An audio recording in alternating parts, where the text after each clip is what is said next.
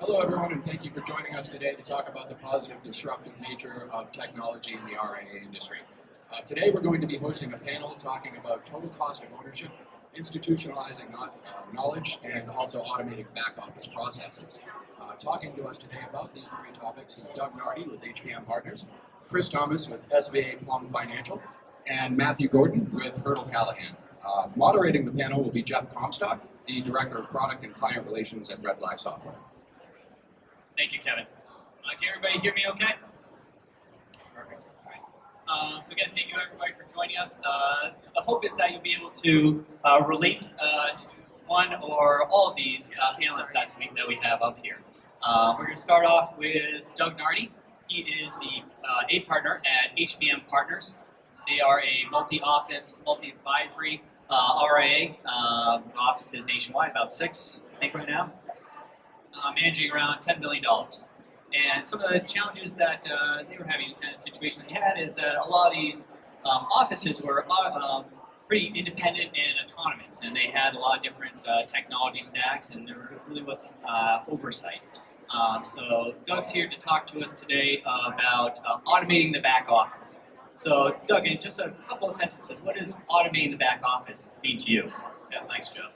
From our perspective, automating the back office is really about from the initial client presentation to the client onboarding process to the account setup, account reconciliation, all the way to generating a report for the client. We're trying to figure out the best way to go about automating all those different systems across our platform.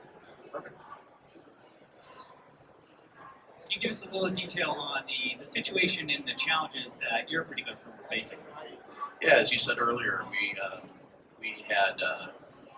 are a multi-asset class manager, and the system that we were using before was really just for equity trading and rebalancing, and it didn't really work for us very well because obviously we have, as a multi-class asset manager, we had 16 different asset classes, and we're just able to rebalance and trade on one of those. So we're looking for a solution that can help us with that challenge. I think also you're a growing company as well, so to kind of have that platform there for growth. Exactly. One of the challenges that we had with the growing so rapidly was we had 6 different offices. We had a consistent investment process across all those 6 offices, but what we didn't have is we didn't have consistent trading processes across that. And so one of our challenges was to fix that so that we could identify if we didn't have good visibility around our daily trading processes. We didn't feel like we had good integrity around the process, and we really wanted to tighten that up. And when you were looking at technologies to help you solve these problems, what would that process look like for your firm? Yeah, so we wanted a system that could integrate well with our accounting system. So we were on Advent, and we still are today. And so obviously we wanted to leverage Advent and their service, their key providers. And so that was where we started. We looked at a few external managers, and it was really just kind of hitting the criteria that we were looking for in terms of trading and rebalancing, getting a little bit more control and integrity around our trading process. Those were kind of key for us. And then obviously there was some other, everybody offered something a little bit different. And one of the things that we liked about RedBlack was also the investment policy statement compliance piece was really key for us. And I think you talked to me earlier about it before too, is one of the things that you look at from a technology standpoint is ease of use and also for adoption. Yeah, obviously that's very key when you have various different levels of talent around your firm. Obviously, the ease of use is a critical component in terms of adoption, because if you have as many of you know, if you put systems in place and people don't use them, they don't do you any good. So that was a critical piece for us, and we really found the RedBlack software was very intuitive and really easy to use and learn. And after you implemented the technology, what were some of the positive disruptions that you saw related to automated back office, expected and unexpected benefits that you saw? Yeah, I think I'll walk you through a scenario that we had in terms of a trade, typical trade. So earlier this year, we wanted to trade we wanted to swap half of our emerging market debt portfolio that was in U.S. dollar hedged currency, or U.S. dollar hedged, to a local currency approach for half of that position. That was across 500 different accounts, 6 different offices, 2 to 3 different custodians. This process, in terms of a tactical trade, would take us 2 weeks to perform. Using the RedBlack software, I knew it was going to help us, but I didn't realize it was going to help us to the extent that it did. From setting up the trade to reviewing all the different alerts that RedBlack provides you in terms of, do you have enough cash? Is this restricted? And then uploading those trades to the custodian, it was 15 to 20 minutes versus 2 weeks. It's huge. And I think one of the other things you talked to me about also was being able to, from that investment policy line standpoint, be able to see if there's any cowboys sitting out there in the firm at all. Yeah, so once a quarter, it was pretty simple when we were just 2 offices and 6 people. We used to run our compliance reporting on a spreadsheet, an Excel spreadsheet, which I'm sure many people way overuse Excel spreadsheets, but it was pretty simple and it worked for us. When we became 6 offices, 26 different advisors, that spreadsheet got a little tougher to put together. Actually, it took us 3 days at the end of each quarter to put that compliance spreadsheet together. And it was simply just to show us, are we in compliance with the client's investment policy statement? Using the RedBlack statement, or using the RedBlack system, you have to load the investment policy statements in there, and you have to load, assign those to the various different households or clients. But now, on a daily basis, we know exactly what accounts are in and out of compliance. Each advisor, when they log on to their dashboard, now the first thing they look at is their investment compliance report to know, what do I need to do? What do I need to change? What do I need to solve here today? And that's, it's really been, and then from a compliance perspective, our compliance officer loves it because any day he can just go in and look and see, hey, what's going on? And, give a couple of calls out there to find out what's going on. I think also you talked to me about kind of the integrity of back office processes too, and making sure that those are in place. Yeah, exactly. As I said earlier, one of the things that when you have multiple offices, that one of the things you're trying to control, even though we know all these people very well, and they symbiotic in terms of how they think about the investment world, you want to try to control for any extraneous potential issues. And now, using the RedBlack software, we can put in our focus list into the software. If anybody if a client says, hey, I want to buy this and it's a directed trade, the advisor can override the trade, but he just has to put a note in there, and now we just have exception reporting on a daily basis. So everything that our compliance group would look at, they'd look at all the trades before that were generated. Now they're just looking at the exceptions, find out if they need to ask questions about that. And it took a report that was probably 30 pages down to 1 page. And I know one of the other things you also talked to me about is one of your methods for growth is attracting advisors and making sure that you have the right technology stack makes it a way more attractive firm to join in the first place. Right. I mean, that's certainly one of the key parts of our growth strategy is to create a best-in-class platform. And RedBlack has really been a key piece of that. Obviously, we want, I think from every advisor's perspective, you want to be able to do, you really want to work with a client and solve their problems. You don't want to spend all day trying to figure out how do I get, 5% of emerging market debt in a portfolio. You really want to find a simple way to execute on those things so you can spend more of your time, working with a client and solving their problems. And the advisors that we have on our team definitely are cut from that ilk. Thank you, Doug. Next up, we have Chris Thomas from SVA Plumb Financial. They're based out of Wisconsin with multiple offices there, managing around $2.5 million. Kind of situation that SVA Plumb had, Chris had, is back in 2011. Correct me, right? 2011. 2011 is a RIA and a trust company that actually merged, and each one of them came in with their own set of technologies that they were using. And they operated like that for a few years, and it wasn't until that department essentially got put underneath Chris, principal there, that he was able to take that fresh look at the current implementation to say, okay, how can we potentially do things better? So Chris is here to talk to us today about the idea of total cost of ownership. So Chris, when you hear total cost of ownership, what does that mean to you? Total cost for ownership, I mean, really there's a cost to the software itself, but when you think about the time that goes into trading and building portfolios, if you can't create efficiencies around that, it's going to just suck the time of most of your portfolio managers and even some of your consultants. So we were trying to implement some efficiencies that we weren't getting when we merged with the two. There's actually 2 RIAs and 2 trust companies into one company. And so when you first kind of looked at that department you put underneath you, what were the challenges that you were seeing and kind of the situation that you were in? So just to give you a little background, we were running, with one firm we were running iRebal, a rebalancing software, and the other firm we were running Moxie.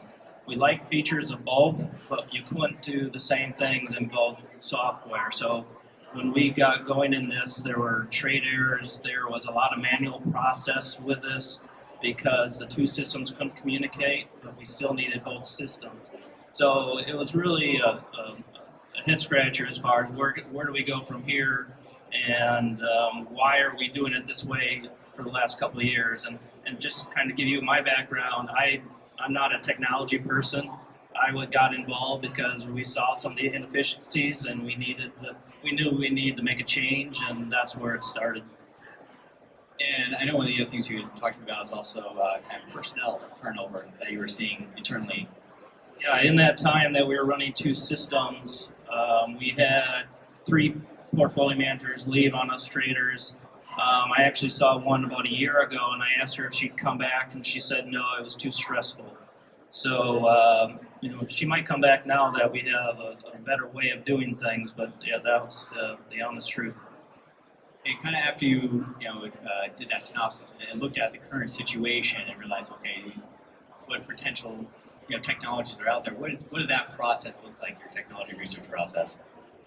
We just dove into it. We put a team together and we just searched out who has trading platforms. We kind of knew what we were looking for. We wanted to kind of look at Moxie. We wanted to look at iRebal and started that process. And then we went to Schwab. Actually had a technology support place where they had a template where we could rank the best things that we liked about each feature and kind of narrow down the decision making, saying these software providers provide what you're looking for, what's most important to you. So again, we started just interviewing. We called people in. With some we didn't even invite in because we knew it wouldn't be a good fit for what we were doing, but we had a lot of experience with rebalance software. We were one of the first advisors to use iRebal when that platform came out.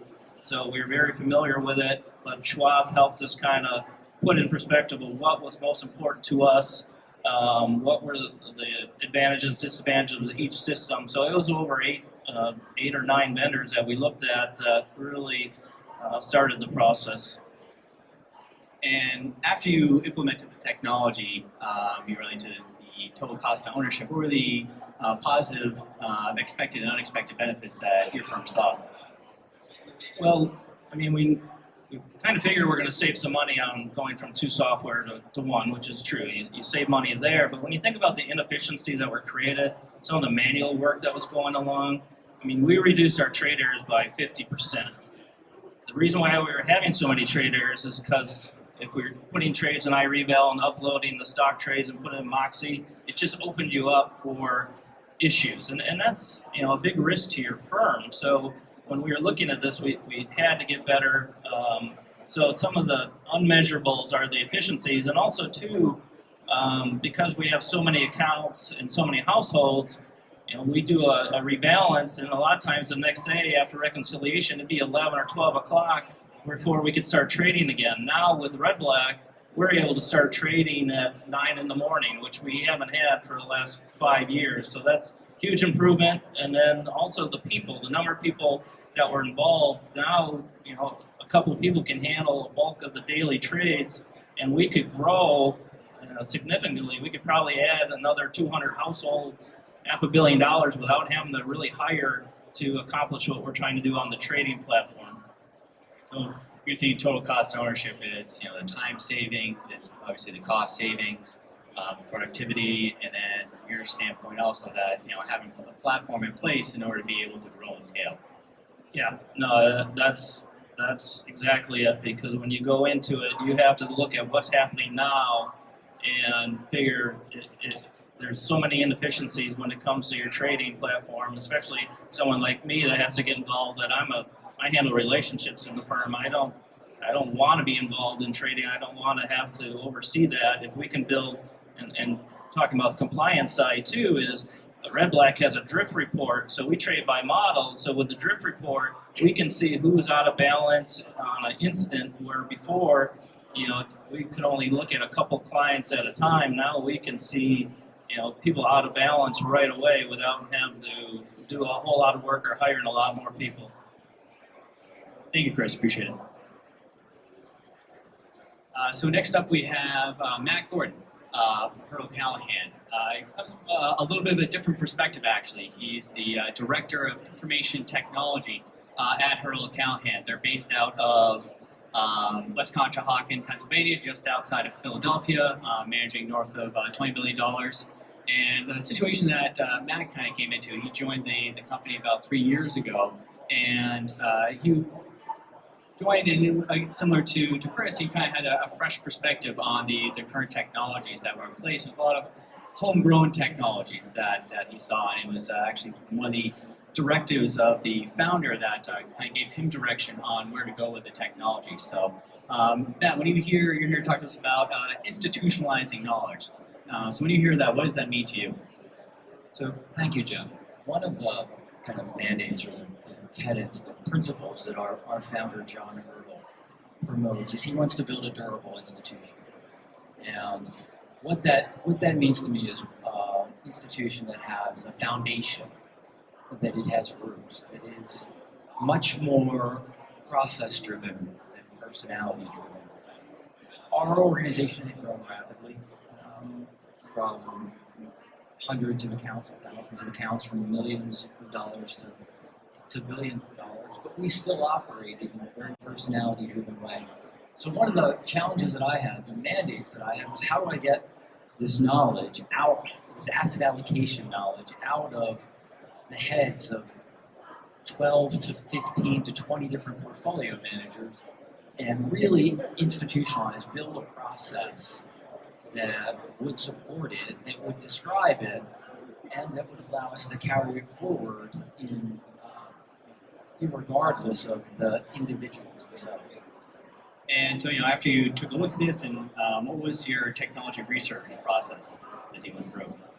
So this was a project that had grown, really a problem that had grown from very acute to chronic within the organization. And this is a project that had failed numerous times internally over the years. So I think from those failures, we knew what not to do. But we sat down and talked to all of our portfolio managers to really understand what their pain points were. And then we put together an inventory of our functional requirements and went through building a scoring system where we took each of those requirements and then we said, all right, how important is this to our individuals and to the success of this project? So we began by looking across the broader, really rebalance and trading marketplace and narrowed that down to about 5 or 6 different vendors. And then we further narrowed that down based on our scoring to 3 primary vendors to focus on. Realizing that our biggest problem wasn't trading, but it was really in the rebalancing context. And in the end, we decided on RedBlack. And so, from what I hear there is, it's really getting all the proper stakeholders to give you the feedback so that when you are going and doing this research that, everyone, once you make a selection, you can say, we had your feedback and we brought it in so everyone felt involved in the process as well. We want to get them involved, and we wanted to come up with a way to kind of quantify the results, that it wasn't something that was simply based on opinion. we had a way to, one, make it open so that everybody feels like they have a voice, and then two, come down with something that's quantitative, so we have that as a historical record of why we made the decision, what input everyone provided. I know one of the things you talked to me about is shooting for 80-20 and not 100%. I believe in that in most things in life, but absolutely in this particular context that we had zero automation or benefit. That being able to move that to 80%, being able to trade $16 to $18 billion of our book in that manner, in a more OTP or out of the box way, had a huge benefit for us. That in and of itself totally decreased our total cost of ownership, increased accuracy. There were huge benefits in that. And after you implemented the technology, what was the positive, expected, and unexpected benefits that you saw related to institutionalizing knowledge? So I think the ones that stand out most from a kind of what it was obvious standpoint is productivity increased massively.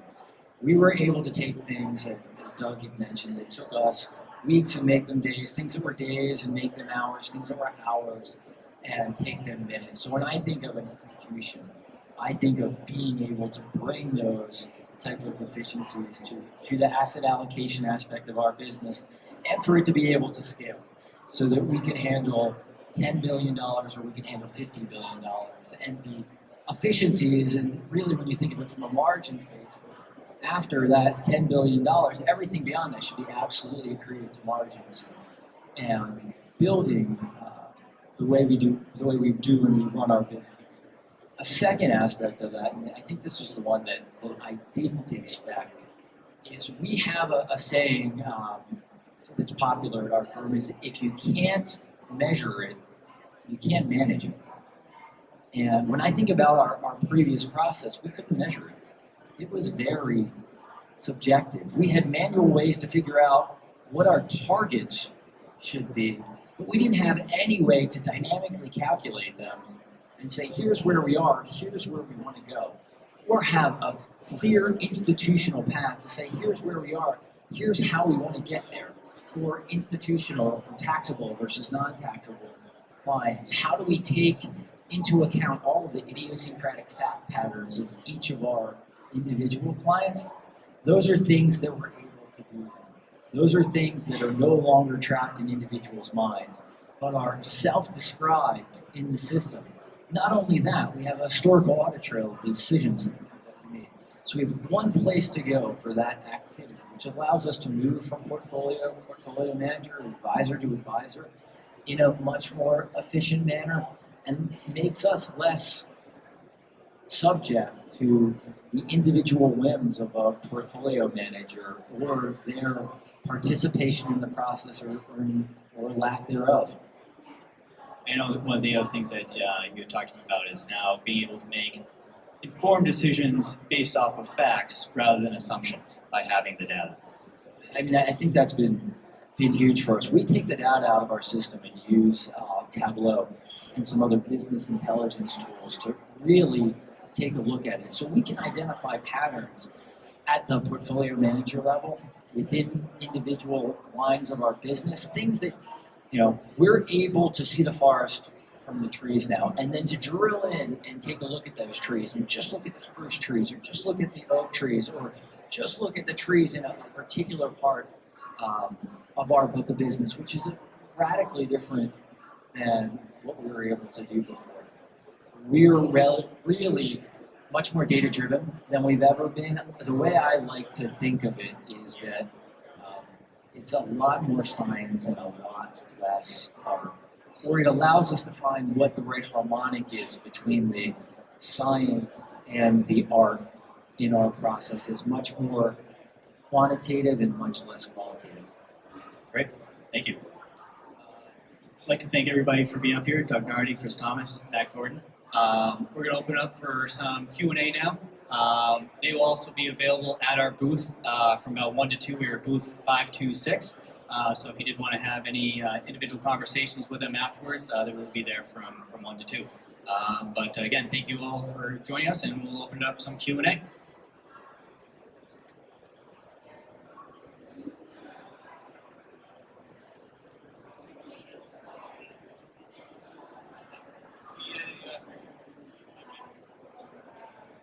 quick question. What were some of the biggest challenges you had going from Advent's Moxie, let's say, to RedBlack? And would you share a couple of those?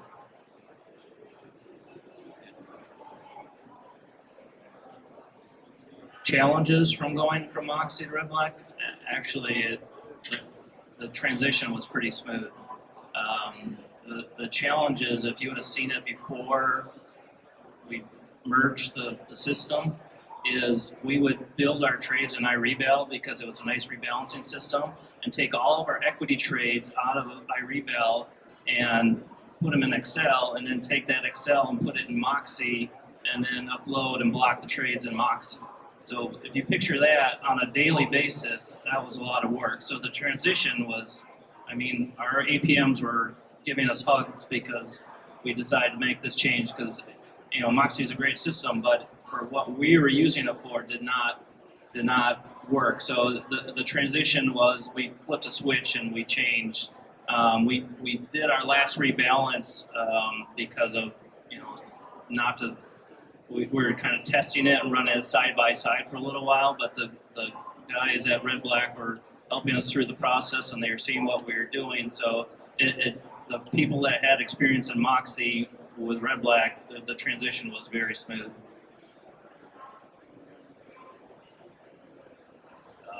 From our perspective, we were on Moxie before as well, and as I said earlier, one of the challenges we had is we had people with various different sets of skills. Moxie was very challenging for many people. We only had maybe 2 or 3 people that really knew how to truly run it, and now that we're on RedBlack, Rebalance Express, you know, we still have a few people we need to work on, but the ease of use and being able, you have to learn a new system versus Moxie, but it's very intuitive. So, to add a little bit there, I've used Moxie many times over the course of my career. This current situation I didn't, but from a pure technology standpoint, I don't know if it matters if it's Moxie or anyone else. The biggest changes you encounter tend to be behavioral ones, that you're asking somebody to change their behavior. You're asking them, particularly in the context of rebalance, to more so maybe than ever before, to trust the numbers that the system is putting out. Trust that the system's algorithm can optimize your way to get there. So adapting to that behavior, I think, is the biggest challenge to moving to a true rebalancing platform. Anyone else? Suggestions on getting to that behavior? I mean, the challenge for me is I'm coming new into the firm, and I'm a young face, and our partners are older, and so it's overcoming those obstacles of using Excel spreadsheets for rebalancing into using a system. I can really feel your pain there. So the first thing I would probably recommend is A, have some patience, because it's not going to be a linear progress. It's one that's going to have some pitfalls. 2, I think I mentioned earlier, don't look for a Nirvana 100% solution. Realize that 80% is great success, and the remainder 20% can come. 3rd, I would say upfront, make sure that you invest some time listening to them. They feel like their needs are being met. They help you prioritize the way that you're going to address this problem. And then the 4th, I would say, is make sure that you have 1 or 2 of those stakeholders that you can work with and you can use as a leverage point. Once that breaks, the entire dam can break. And I think that in the end, they'll see that the efficiencies, the accuracy, and it's just easier in every way. But those are things that you can do to help flatten the learning curve and have a much more successful project, in my mind. Just one quick comment is, I was one of those old curmudgeons, even though don't look old, but I had no idea what they were doing for trading. I had no clue. I just assumed there's no complaining, everything's good. What I would recommend is bring a couple of them in and see the actual process and how inefficient it is, and then bring RedBlack in and let them sell it. You don't have to sell it, let them sell it, because Again, if they don't know the inefficiencies, the pain that everybody's going through, they're just coming in doing their job, it will continue for years. And I can only speak from experience. I would have never known unless I didn't get involved in it.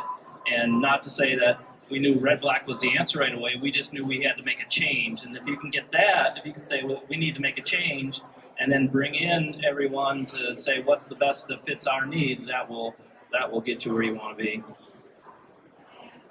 Yeah, I think the way that we had that same issue that you're dealing with, and the way that we dealt with it is we didn't all the things that everybody else said, but we have investment associates that are tied to each partner, and the way RedBlack operates is that your investment associate can come in and they can pull up your compliance report on a daily basis, generate, put the models in, generate the trades, and go to the partner and say, hey, we've got these portfolios that are out of line. This is what the model's suggesting. What do you want to do? And then, we have partners that will say, hey, I want to do this, this, this, and this, and then they go back. You can modify the trades, boom, and it's done. So there's a number of ways that you can go around and solve that. But certainly getting certainly the people. When we took, I can't tell you how many of our investment associates thanked me after we did that trade that took typically 2 weeks, and it was 15 minutes, and it was a lot of manual paperwork. If you get those people hooked, they're gonna, and then you figure out ways to deal with. Some people just aren't going to adopt, right? And so you don't need to force them. There's opportunities to still leverage the system.